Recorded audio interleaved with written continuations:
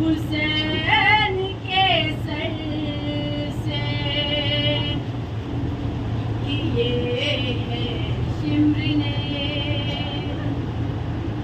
بلایا شام کے زندہ میں جا سکینہ نے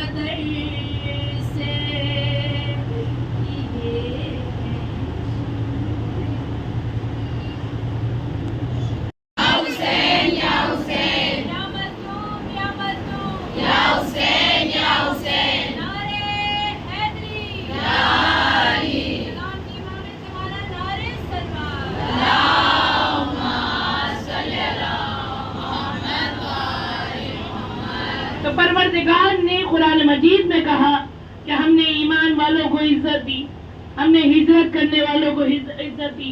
اب سوال کرنے والوں نے سوال کیا کہ بھائی ہجرت کیا ہے؟ کہ گھر بار چھوڑ دینا، ہمارا وطن ہو جانا۔ دنیا تمہیں ہجرت کرنے پر یہ کہے گی کہ تمہارا وہ ہمارا وطن ہو گئے، مگر میرے نزدیک تم عزت والے ہو۔ غور کیا ہم نے؟ بھائی آپ خود غور کیجئے، اگر ہمارے یہاں دین کے لیے کوئی گھر بار چھوڑ دے تو ماں باپ بھی روکیں گے، آل و عیال بھی روکیں گے، چاہنے والے بھی کہیں گے کہاں گھر بار چھوڑ کر جا رہے ہو؟ انصاف سے بتائیے، یہ جو ایران کی جنگ چل رہی ہے، اگر آپ میں سے کوئی بھی جانا چاہے تو کیا آپ کے گھر والے جانے دیں گے؟ اکثریت ایسے ہیں جو ماں باپ روکیں گے کہ نہیں ابھی تم نہیں جا سکتے، ہمارے یہاں یہ جذبہ روکا جائے گا۔ مگر اللہ کیا کہہ رہا ہے کہ دین کے لیے اگر تم نے سب کچھ قربان کر دیا تو دنیا تمہیں ہمارا وطن کہے گی میرے نزدیک تم عزت والے ہو گئے۔ اچھا، اس سماج میں عزت والا کسے کہتے ہیں؟ کہ جس نے خوب ساری دولت جمع کر لی۔ اگر پروردگار کہہ رہا ہے ہم دولت جمع کرنے والے کو عزت والا نہیں سمجھتے، دولت کی کوشش کی ہے کہ صحیح معنوں میں مومن کون ہے؟ ہم نے کہا مالک یوں تو ہر ایک کہے گا ہم مومن ہیں، ہم مومن ہیں، ہم مومن ہیں۔ انصاف سے بتائیے کیا پوری کائنات میں آپ کو کوئی ایسا شخص ملے گا جو اپنی زبان سے کہتے کہ ہم بے ایمان ہیں؟ نہیں، کوئی نہیں کہے گا، بلکہ ہر انسان یہی کہتا ہوا، ہر گلی، ہر محلے، ہر نگر سے ایک شخص آپ کو یہ کہتا ہوا ضرور ملے گا کہ ہم تو بڑے ایماندار ہیں، ہم تو بڑے ایماندار ہیں۔ کوئی یہ نہ کہے گا کہ ہم بے ایمان ہیں، مگر تجربہ یہ بتاتا ہے کہ جو جتنا زیادہ ایمانداری کا ڈنکا پیٹتا ہے وہ اتنا بڑا بے ایمان ہوتا ہے۔ ہم نے کہا پروردگار پھر ہم یہ کیسے مانے کہ صحیح معنوں میں مومن کون ہے؟ کہ دیکھو یوں تو بزم رسالت میں کلمہ پڑھ کر بہت سے آ گئے، मगर कोई ईमान के 9वें दर्जे पर आया, कोई ईमान के 10वें दर्जे पर आया, और एक तो ऐसा आ गया जो कुल्ले ईमान कहला गया। क्या सुना मेरी बीवियों? का एक तो ऐसा है जो कुल्ले ईमान कहलाया। हमने कहा मालिक तेरी बात बिल्कुल सही है, कि अगर किसी के भी ईमान को परखना है, किसी के भी ईमान को देखना है, तो देखो उसने दीन के लिए क्या किया। हमने कहा बिल्कुल तेरी बात बिल्कुल सही है कुरान, मगर ये भी तो हो सकता है कि तू कोई दुनिया को दिखाने के लिए कर दे। चलो सबके साथ निकल लेते हैं, जाते वक्त सबसे पीछे रहेंगे, जहाँ कहीं माले गनीमत लूटने का मौका मिला सबसे लंबा हाथ मारे, और जहाँ कहीं जान पे बचाने की बात आई वहाँ सबसे पहले भाग लेंगे। तो कुरान ने आवाज दी, इसीलिए हमने हिजरत की बात बाद में रखी, जहाज की शर्त पहले रखी, ताकि दुनिया ये समझ ले कि हिजरत मैदान जहाज में इज्जत हिजरत करने वालों को नहीं मिलेगी, जिहाद करने वालों को ज्यादा मिलेगी। यानी अल्लाह समझाना ही यही चाह रहा था कि मैदान जहाज में इज्जत लड़ने वालों को होगी, भागने वालों को नहीं होगी। एक सलावत भेजिए मोहम्मद अल्लाहुम्मा सल्ली अला मोहम्मद वाले मोहम्मद। तो बीवियों का अपने माल से जिहाद करो, नफ्स से जिहाद करो। जिहाद की मंजिलें बहुत है, जिहाद करो, माल से जिहाद करो, नफ्स से जिहाद करो। हालांकि दुनिया जानती है, तारीख बताती है, पढ़ी लिखी बीवियां मेरे सामने मौजूद है, जिहाद सिर्फ माल और नफ्स से नहीं होता, तलवार से भी होता है, कलम से भी होता है, सब्र से भी होता है, और अगर ईमानदारी से देख लिए तो ये सारे जिहाद मेरे मौला अली से बेहतर किसी ने नहीं किया। आज भी 1400 साल गवाह है, 1400 साल गुजर गए, मगर तारीख फैसला कर चुकी है कि जो जिहाद मेरे मौला ने किया वो लाजवाब, जो जिहाद आपने किया वो बेमिसाल। आपका जवाब न दुनिया कल ला सकी न आज ला सकी। भाई तारीख उठा कर देखिए, मेरी और आपकी बात नहीं है, तारीख उठा कर देखिए, अली से मुखालिफत करने वाले आज 1400 साल से आज तक मौजूद है। तारीख को पलट के मैंने देखा, तारीख के पन्नों में अजीब व गरीब मंजर नजर आया। भाई बनी उमैया अली के खिलाफ, बनी अब्बास अली के खिलाफ, जालिम हुकूमत अली के खिलाफ, बिकने वाले जमीर अली के खिलाफ, बगने वाली जबाने अली के खिलाफ। जिसे हुकूमत मिले उसने अली के खिलाफ बोलना शुरू कर दिया, जिसे मिंबर मिला उसने अली के खिलाफ तकरीरें करना शुरू कर दी, जिसे कलम मिला उसने अली के खिलाफ फतवा करना शुरू कर दिया। मगर मेरे कहने से एक मर्तबा ज़खाने को देखिए, आपके सामने परचम अब्बास खड़ा है। मैं मौला अब्बास के परचम के हवा की कसम खाकर कह रही हूँ, 1400 साल गुजर गए, बगने वाले मर गए, भौंकने वाले मर गए, जमीर बेचने वाले जहन्नम में चले गए, बनी उमैया जहन्नम में चले गए, बनी अब्बास भाग गए, ताज उलट गया, ताज पलट गए, मगर 1400 साल गुजर गए। हजरत अब्बास के परचम की कसम खाकर कह रही हूँ, 1400 साल गुजर गए, मगर मेरा मौला कल भी अली था, आज भी अली है, कल भी अली रहेगा। एक सलावत भेजिए अल्लाहुम्मा सल्ली अला मोहम्मद वाले मोहम्मद। भाई वालों के जैसा बेशक कोई नहीं, बेशक रात भर मजलिसें हुई, लेकिन सका कोई नहीं। मजलिसे शाबीर में कैसी अदा, कैसा गुरूर, सच भले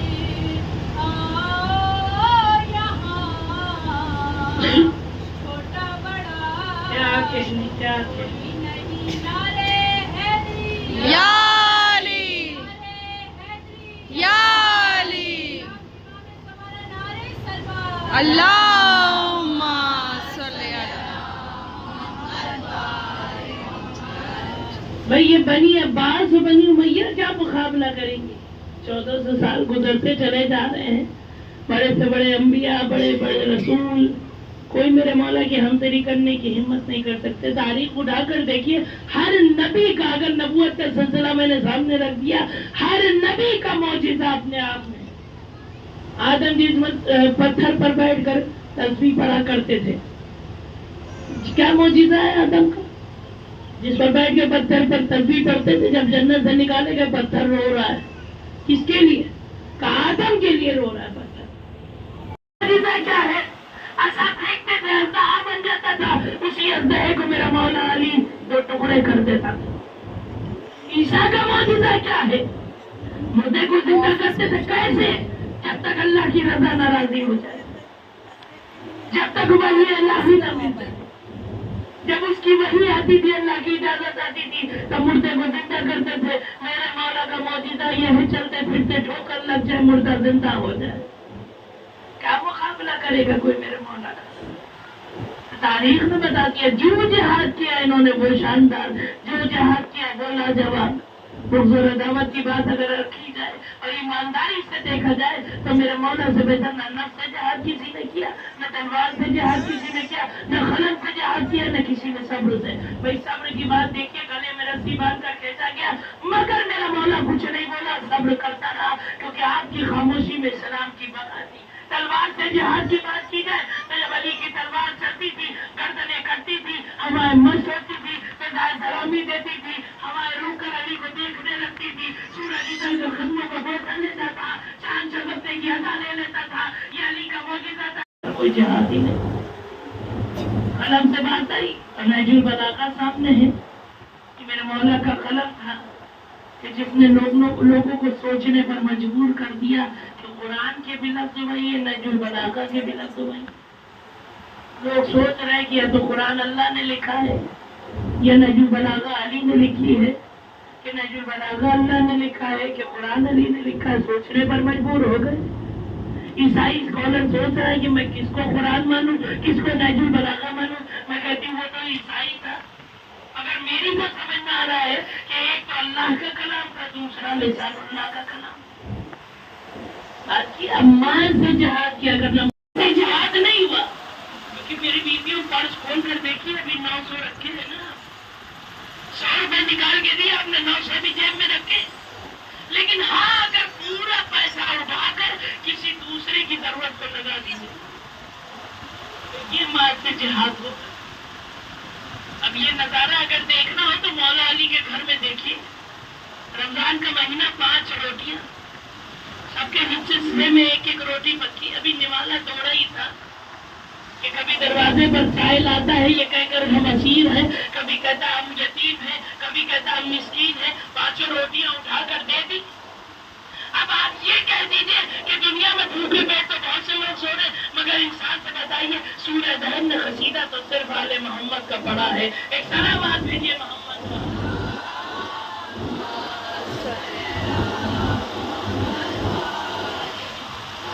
بھائی انہی مثالوں کو دیکھ کر، انہی فضیلتوں کو دیکھ کر، انہی منزلتوں کو دیکھ کر تو عجیب و غریب ساقی نامہ میں لکھا گیا فاضل صاحب نے، مجھے رہ کر یاد آ جاتا ہے فاضل صاحب نے ساقی نامہ میں کیا خوبصورت انداز سے شعر پڑھے ہیں۔ بھائی بڑے خوبصورت انداز سے اکثر میرے ذہن میں بھی رہتے تھے، اگر نہیں بھی رہتا ہے تو لوگ مجھ سے فرمائش کرتے ہیں کہ بھائی فاضل صاحب کی بات یاد دلا دیجیے۔ فاضل صاحب نے ان فضیلتوں کو دیکھ کر کہہ دیا، ساقی نامہ میں فرماتے ہیں یہ شراب حب علی ہے کہ دل لگا کے پیو۔ اگر آپ اس بات کی گہرائی کو سمجھ سکتی ہے تو سمجھیے، خدا کی قسم اگر آپ سمجھ گئی تو مجھے کھلتا کھلتا پائیں گی، اور اگر نہیں سمجھی تو میں معذرت چاہتی ہوں، میں اپنے اندر کی شکایتوں کو کہاں سے نکالوں۔ اگر آپ بات کو سمجھ سکتی ہے تو حق ایمانی کو دل میں جوش ایمانی سے ملا دے ہوئے سنیے، فاضل صاحب فرماتے ہیں کہ شراب حب علی ہے کہ دل لگا کے پیو، منافقین کی نظروں سے بس بچا کے پیو۔ فاضل صاحب تو کہہ گئے، بڑی آسانی سے کہہ گئے۔ میں نے کہا فاضل صاحب کیا کہا؟ فاضل صاحب نے کہا شراب حب علی ہے کہ دل لگا کے پیو، منافقین کی نظروں سے بس بچا کے پیو۔ ہم نے کہا فاضل صاحب نہیں نہیں، یہ غلط ہے، چلا چلا کے پیو۔ فاضل صاحب تو کہہ گئے کہ شراب حب علی ہے کہ دل لگا کے پیو، منافقین کی نظروں سے بچ بچا کے پیو۔ ہم نے کہا نہیں نہیں، یہ غلط ہے، چلا چلا کے پیو، لبوں پہ سورہ کوثر ذرا سجا کے پیو۔ فاضل صاحب آگے کہ ذاکرہ سرور اور بھی بڑھ جائے گا، یہ وعدہ ہے۔ ہم نے کہا فاضل صاحب تبرہ کر کے پیو تو نشہ زیادہ ہے۔ ایک سلامات بھیجیے۔ اللہم صلی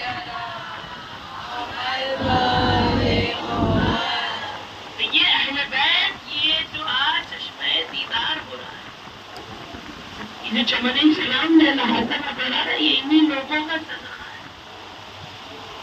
بھائی ہم نہیں فضیلت سمجھ سکتے، ہم نہیں فضیلت سمجھ سکتے، مگر قاضی صاحب نے بڑے انداز سے، خوبصورت انداز سے آپ کے سامنے کہا، آپ تو فرما گئے کہ سرور اور بھی بڑھ جائے گا یہ وعدہ۔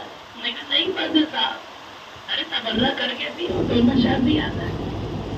یہ تو فضیلت علی، فضیلت نبی جو نور بنا کائنات میں آیا، یہ نہ ہم سمجھ سکتے نہ آپ سمجھ سکتے۔ اسی لیے تو میں نے کہا کہ نبی جانے علی کیا ہے، علی جانے نبی کیا ہے، نبی جانے علی کیا ہے، علی جانے نبی کیا ہے۔ اندھیرے کیا بتائیں گے، مثال روشنی کیا ہے۔ علی کے عشق میں جب موت آئی تب سمجھ پائی، وگرنہ ہم کہاں یہ جانتے تھے زندگی کیا ہے، وگرنہ ہم کہاں یہ جانتے تھے زندگی کیا ہے۔ اور زمین کربلا سے دو اماموں کو بچا لائی، کوئی زینب سے پوچھے رہبروں کی رہبری کیا ہے۔ اچھا آپ سنیے، اس کے بعد میں نے کہا فاضل صاحب تو کہیں گے، میں نے کہا کہ انہوں نے کہا زمین کربلا سے دو اماموں کو بچا لائی، کوئی زینب سے پوچھے رہبروں کی رہبری کیا ہے۔ ہم نے کہا تبرہ اتنا کرنا دشمن آنے محمد پر، زمانہ پوچھ بیٹھے ان سے آخر دشمنی کیا ہے۔ ایک سلامات بھیجیے